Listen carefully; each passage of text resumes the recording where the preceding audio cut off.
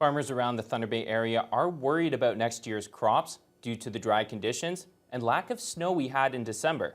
Local farmer Jason Reed says it's just the latest in the harshly different weather conditions they've seen over the past 3 years, which have negatively impacted hayfields and other crops. Jaden Billick reports.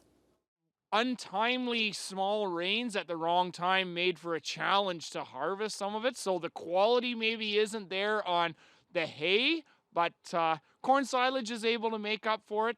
A real tough fall for grain harvest. Farmers like Jason Reed would describe this past season as quality but lack of quantity for their crops. Agricultural businesses like Reed's are still feeling the fallout from about 3 years ago during the drought we experienced when they were down to about a third or less of their crops. Farmers aim to carry over their feed from one season to next, but most farms across the Thunder Bay area haven't been able to recover just yet. Without it being dried down, we can't put it into long-term storage. So it's been a real challenge, and it's real disheartening to be able to say we grew a crop, we've survived through the year and got a really decent crop sitting out there and not able to get it harvested.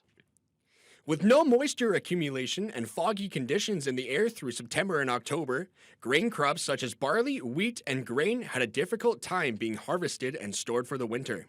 Prices are up, but really driven by the cost of fuel is really what's driving the hay prices. It's like the time and equipment and everything to operate it is going up, but really the big driver is the price of fuel and fertilizer. Reed and other farmers are now very worried that the dry start to the winter will have a severe impact on their hay fields and other crops this summer. Low production leads to high demand amongst the community, which in turn brings higher prices for feed, for dairy, and for beef cattle. Hay prices 3 years ago, for example, were about $65 per bale. Today, most bales can go up to $120. Jaden Billick, TBT News.